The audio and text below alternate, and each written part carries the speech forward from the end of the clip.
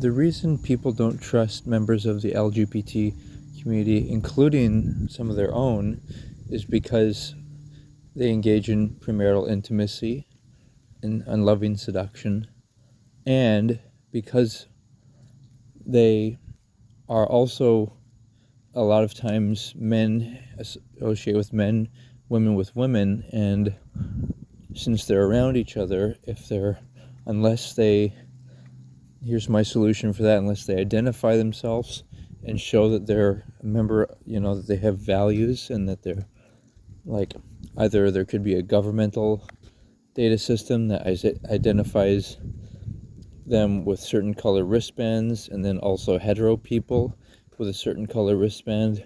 But it's a way of not hiding, because there's a lot of hiding and deception and seduction that happens, and even myself am a victim of more predatory, and also people who are preyed upon by pedophiles. So we need to bring all this stuff to awareness, and that everyone should have a tag. And then pedophiles, I think, should just get themselves neutered, so they are no longer have any desires, and then be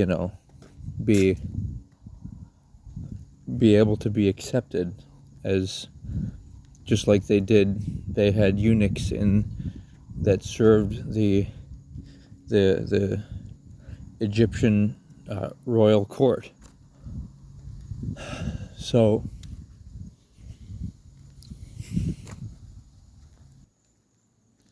on top of that, just be marriage oriented as well, and they can do that by showing a ring finger, and then ultimately, as society accepts them more, and we realize that it's a limitation, and we have to work with each other and be upfront, transparent, and then we can promote self-love, which turns into preparing for marriage.